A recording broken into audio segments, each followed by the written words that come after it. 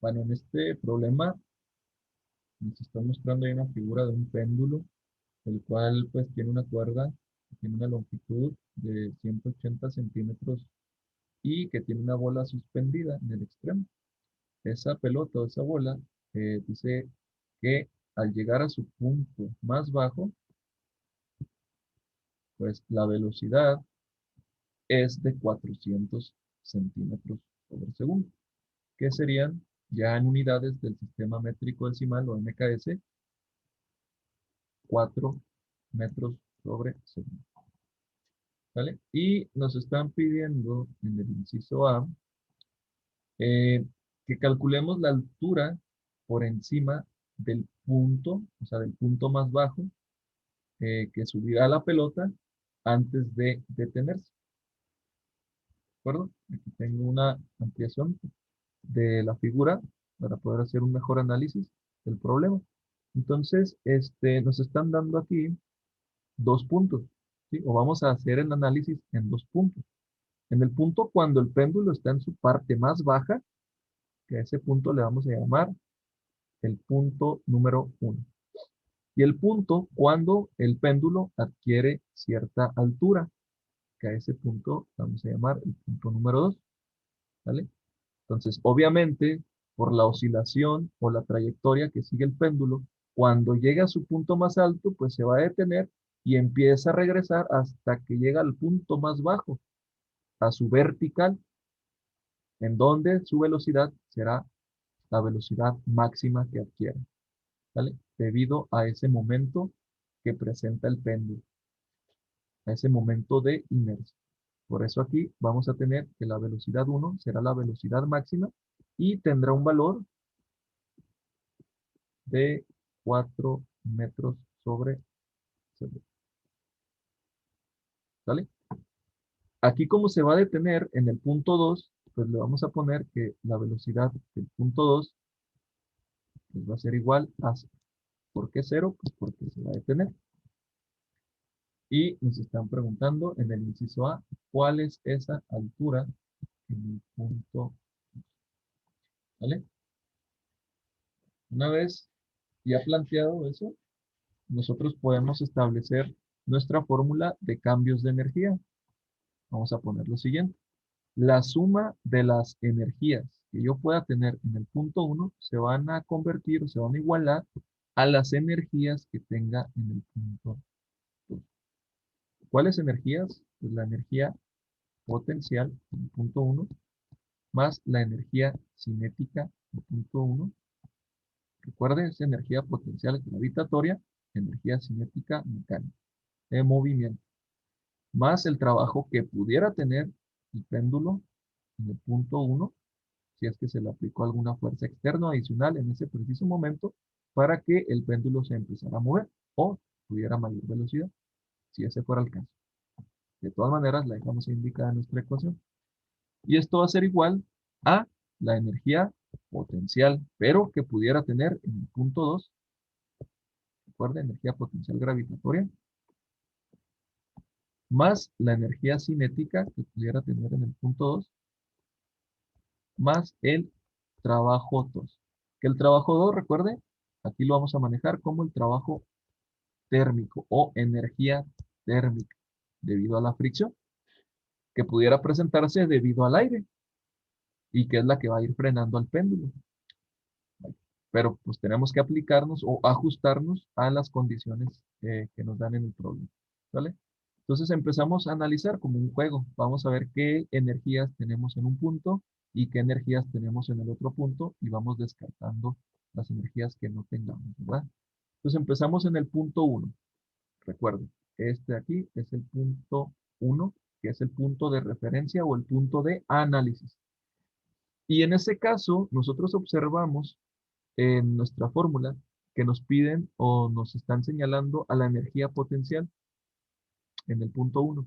Recuerde que la energía potencial es energía potencial gravitatoria y depende de la posición que tenga un cuerpo de cierta masa dentro de un campo gravitatorio. Entonces, todo cuerpo o objeto que se encuentre a cierta altura sobre cierta superficie dentro de un campo gravitacional pues va a poseer cierta energía potencial debido a la gravedad. Entonces, observamos la figura, vemos al punto 1 de referencia y como ese va a ser mi punto de referencia, el punto 1, no vamos a tener ninguna altura.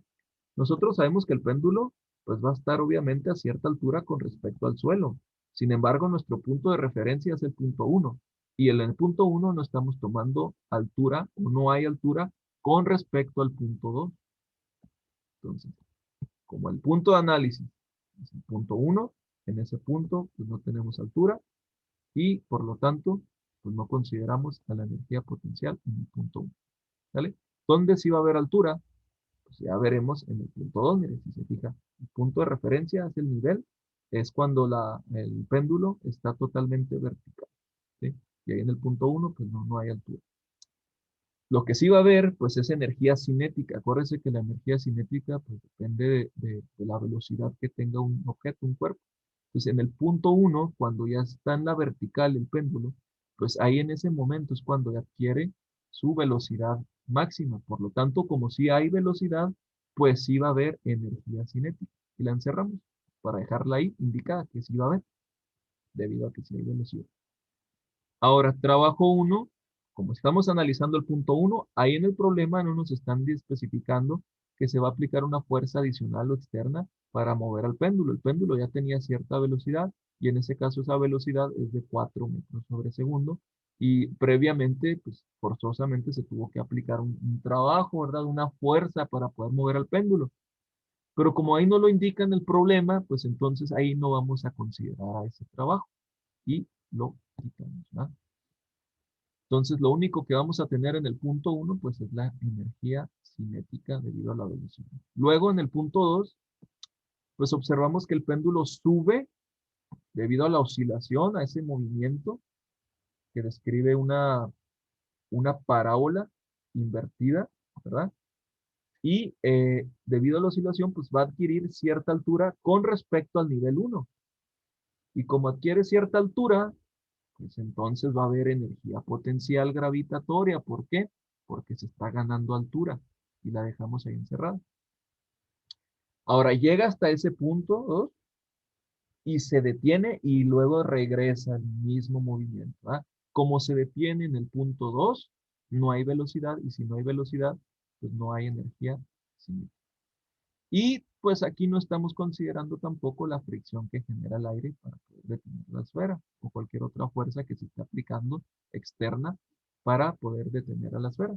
Por lo tanto, el trabajo o la energía térmica no la vamos a considerar. Y entonces la única energía que vamos a tener en el punto 2, pues es la energía potencial. ¿Qué voy a tener entonces? Que la energía cinética en el punto 1 o la velocidad que tenga en el punto 1 se convierte en altura o en energía potencial en el punto 2. ¿Sale? Entonces sustituimos ahí nuestras fórmulas de energía cinética, masa por velocidad al cuadrado sobre 2. ¿Cuál velocidad? Pues la velocidad que tiene en el punto 1. Y esto será igual a la energía potencial en el punto 2, masa por gravedad por la altura que tiene en el punto 2. ¿Qué es lo que nos están pidiendo? Entonces, ¿qué hicimos aquí? Pues nada más sustituir nuestras fórmulas, ¿verdad? Lo que queremos es la altura que va a alcanzar el péndulo, ¿sí? Entonces hay que hacer un despeje simple. Aquí quitamos lo que nos estorba por jerarquía de operaciones, pues ahí está la masa y la gravedad. Multiplicando la altura, pues pasaría siendo la operación contraria, que sería dividiendo, ¿vale? Entonces nos quedaría lo siguiente. Altura 2, o la altura que adquiere en el punto 2, será igual a la masa por la velocidad que tiene en el punto 1 al cuadrado sobre 2 y todo eso sobre masa sobre gravedad. ¿Sale? Acá se los voy a poner en otra diapositiva para que apreciemos mejor cómo quedaría el despeje, ¿verdad? Y tener más espacio para que usted pueda observar bien la resolución de este problema. Así quedó nuestro despeje. ¿Sí? Se los puse de esta manera, a lo mejor ya algunos de ustedes saben que pues, esto va para arriba, ¿verdad?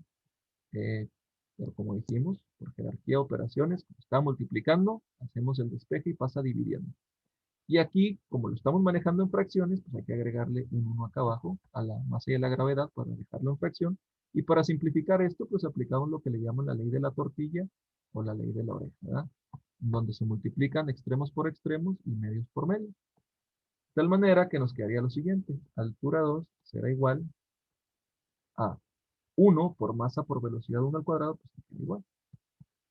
Sobre 2 veces la masa por velocidad. Así quedaría nuestro despeje. Ahora, es cierto, no nos dan la masa del péndulo, pero no hay ningún problema porque la masa pues es la misma para el mismo objeto. Y como está en el mismo término, uno en el numerador y otro en el denominador, pues podemos aquí eliminar o cancelar las masas. De tal manera que nos queda que la altura en el punto 2 será igual a la velocidad que tenemos, que tiene el punto 1 al cuadrado sobre 2 veces la velocidad. Así ya quedaría nuestro despeje ya simplificado, quitando las masas. ¿Vale? Entonces ahí la velocidad, ya dijimos, en metros es de 4 metros sobre segundo, esto al cuadrado, sobre 2 veces la velocidad. ¿Vale? Entonces nos quedaría así. La altura 2 sería igual a 4 al cuadrado, pues sería 16. Y acuérdese, las unidades también hacen operaciones. Pues quedaría el metro al cuadrado y el segundo al cuadrado. 2 por 9.81 nos da 19.62. Y aquí queda metros sobre segundo al cuadrado. Ya simplificando esto, 16 entre 19.62 nos da 0.81. Acuérdense que usamos todos los decimales y al resultado final solamente le ponemos 2. ¿Vale? 0.81 metros, que sería en lo que se mediría la altura. ¿Cómo lo corroboramos o cómo lo verificamos? Pues sencillo, aquí se va el segundo cuadrado, con el segundo cuadrado, aquí se va este metro, con el cuadrado de este metro, y nos queda la altura. Más que un fastidio, ¿verdad?, de poner unidades, siempre la mayoría se nos pasa, ¿verdad?, al momento de estar haciendo las operaciones, que no debe de ser así. Pues es más que nada poner las operaciones de las unidades para que usted se dé cuenta de que su despeje es correcto, para que coincida lo que es la unidad con la incógnita que se está pidiendo, ¿verdad? De lo contrario, si nos da otra unidad que no es, pues, y que no coincide con la incógnita que nos piden, quiere decir que el despeje es incorrecto. Es más que nada para verificar y sobre todo, pues, que la unidad sigue siendo parte de la cantidad, ¿verdad? Es importante ponerlo, chavos. Pues ahí está, ese sería el inciso A, y esa es la altura que adquiere el péndulo, ¿vale? En el punto 2. En el inciso B, ¿qué lo va a poner? Ahí va a estar. Bien, esta es su cuerda, está el péndulo, entonces esto empieza a oscilar, les digo, como si fuera una parábola invertida. Y en el inciso B nos están pidiendo que calculemos este ángulo, que estoy coloreando aquí, rojo, ese ángulo que se forma. ¿Cuál es el ángulo que se forma?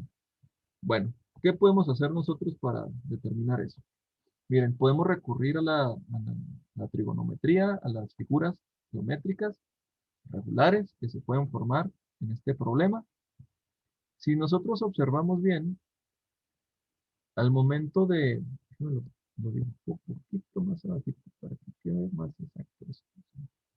Más, vamos a tratar de que quede lo más preciso posible eh, para que se pueda apreciar mejor esto. ¿Vale?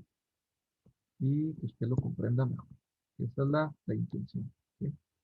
Entonces, esto quedaría aquí. Entonces, fíjese bien usted. La trayectoria oscila aquí. ¿Vale? Eso es lo que va a subir, le decía yo, el péndulo, como si fuera una parábola inversa. ¿Sí? Entonces, nosotros formamos ahí una figura, ¿sale? Y esa figura, si usted observa bien, pues es un triángulo que tiene un ángulo recto, en donde pues ya nos están dando a nosotros la hipotenusa. La hipotenusa pues básicamente sería la longitud de la cuerda. Esto que está aquí sería la hipotenusa, que es la longitud, que nos dice que es de 180 centímetros, ya en metros, dividiéndolo entre 100, o recorriendo el punto dos ceritos, sería 1.80 metros. ¿Sale? Entonces, esta altura, que fue la que calculamos nosotros, de 0.81 metros, fue la que subió el péndulo, ¿ah? Hasta detenerse. Cuando está de manera vertical, completamente, aquí lo estoy recalcando, pues tenemos toda la longitud de la cuerda. Entonces, nosotros podemos saber cuánto vale este cateto, que con respecto al ángulo, si se fijan, sería un cateto adyacente porque está enseguidita del ángulo. ¿Cómo le podremos hacer para saber cuánto vale ese cateto? Sabemos que cuando está completamente estirada la cuerda vale 1.80 y sabemos que este cachito de aquí a esta altura, esto que estoy coloreando de rojo, vale 0.81. Entonces nosotros podemos determinar cuánto vale este cateto. ¿Cómo? Pues restando. ¿Qué voy a restar? Voy a restar la longitud completita de la cuerda cuando está de manera vertical menos la altura que adquirió al momento de subir a su punto más alto el péndulo. De tal manera que yo pueda calcular cuánto vale este cateto que estoy coloreando de morado. Ya teniendo yo el cateto y la hipotenusa, pues es más fácil determinar el ángulo con una función o una razón trigonométrica. Entonces, ¿qué me va a quedar? Que ese cateto adyacente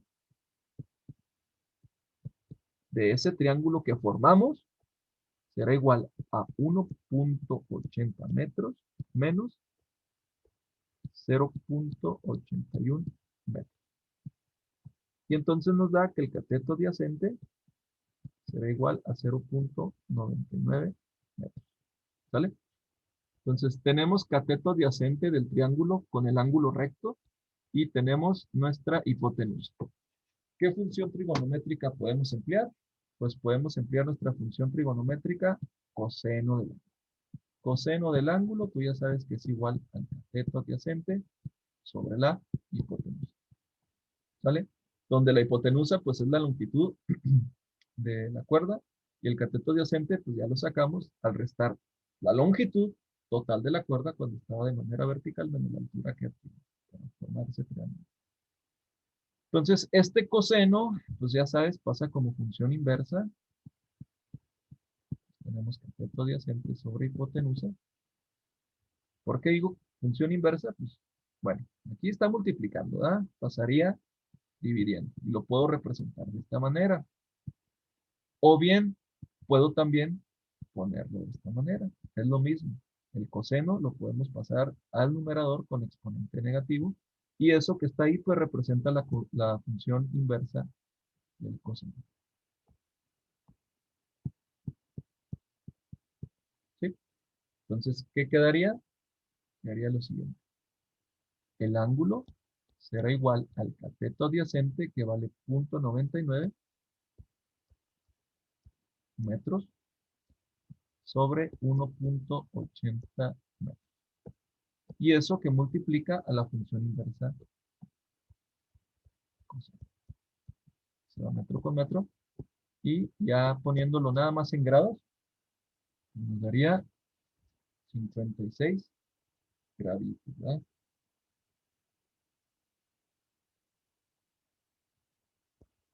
¿Cómo ponemos la función inversa de coseno? Pues ahí en su calculadora, usted tiene que activar las segundas funciones poniendo shift y luego presiona coseno, ¿verdad?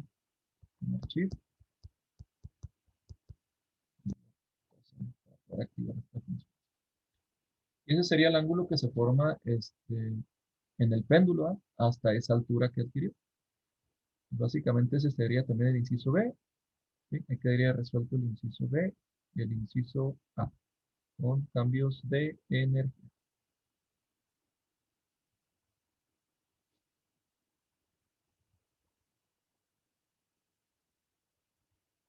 ¿ok? Entonces,